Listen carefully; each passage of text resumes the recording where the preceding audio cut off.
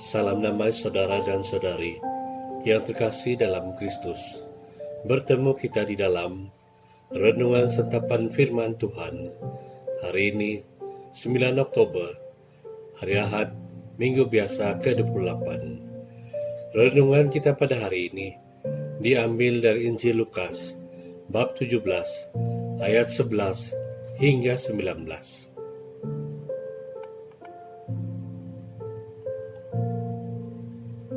Dalam perjalanannya ke Yerusalem, Yesus menyusur perbatasan Samaria dan Galilea. Ketika ia memasuki suatu desa, datanglah 10 orang kusta menemui dia. Mereka tinggal berdiri agak jauh dan berteriak, "Yesus, Guru, kasihanilah kami." Lalu ia memandang mereka dan berkata, "Pergilah, perlihatkan dirimu kepada imam-imam." Dan sementara mereka di tengah jalan, mereka menjadi tahir. Seorang dari mereka, ketika melihat bahwa ia telah sembuh, kembali sambil memuliakan Allah dengan suara nyaring. Lalu tersungkur di depan kaki Yesus dan mengucap syukur padanya. Orang itu adalah seorang Samaria. Lalu Yesus berkata, "Bukankah ke-10 orang tadi semuanya telah menjadi tahir? Di manakah yang 9 orang itu? Tidak adakah di antara mereka yang kembali untuk memuliakan Allah, selain daripada orang asing ini?" Lalu ia berkata kepada orang itu, "Berdirilah dan pergilah. Imanmu telah menyelamatkan engkau."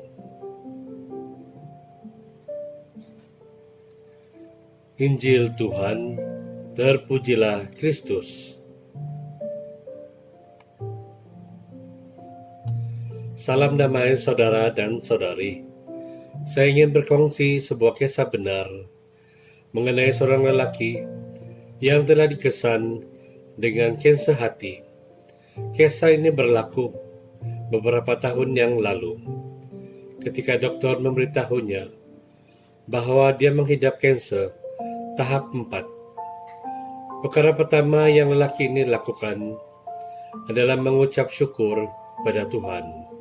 Katanya, penyakit tersebut telah membuktikan bahwa dia adalah manusia biasa yang lemah dan sudah sewajarlah akan mendapat penyakit demikian, karena Tuhanlah yang memberi nyawa kepadanya, dan Tuhanlah yang menentukan hujung nyawanya.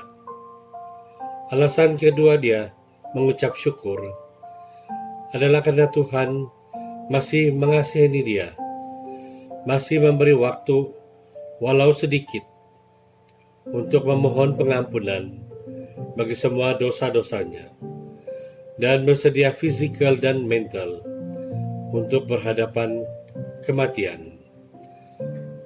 Saudara dan saudari, Injil Tuhan yang kita dengar pada hari ini sememangnya memberi peringatan kepada kita bahwa untuk sepanjang hidup kita sehingga ke saat ini, besarnya rahmat Tuhan dan belas kasihannya tidak akan pernah dapat digambarkan dengan kata-kata.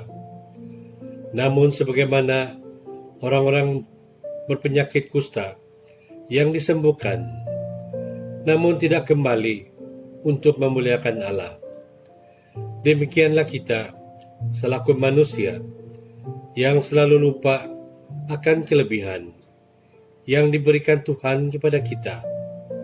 Contoh paling mudah adalah ketika kita sakit, kita berdoa memohon disembuhkan. Bila disembuhkan, kita berdoa agar boleh bekerja lebih kuat dan berpendapatan lebih. Jika target tidak tercapai, kita malah komplain kepada Tuhan. Kenapa sedikit saja yang Tuhan bagi saya ini? Buat apa saya sembuh kalau sedikit saja rezeki Tuhan bagi saya? Saudara dan saudari, apabila kita pikirkan semula, Kebanyakan penyakit dan kesukaran hidup adalah disebabkan oleh kelemahan kita sebagai manusia. Namun yang sering dipersalahkan adalah Tuhan, karena dikatakan telah memberikan nasib yang malang kepada manusia. Atas alasan itulah, kita semakin merasa tidak perlu untuk mengucapkan syukur.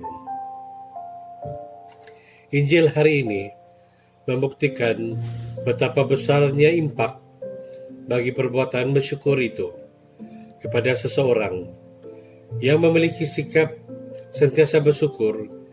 Tuhan melihat sikap bersyukur dan memuliakan Allah itu adalah satu pernyataan iman yang kukuh kepada Tuhan. Pergilah, imanmu telah menyelamatkan engkau, kata Yesus kepada yang sakit kusta itu. Dan kepada lelaki pesakit kanser itu juga, Tuhan berkata, pergilah, imanmu telah menyelamatkan engkau. Maka lelaki pesakit kanser itu juga telah sembuh sepenuhnya.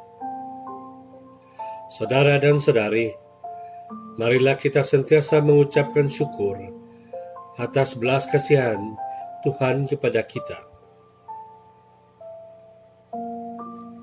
Kemuliaan kepada Bapa dan Putra dan Roh Kudus, seperti pada permulaan, sekarang, selalu, dan sepanjang segala masa.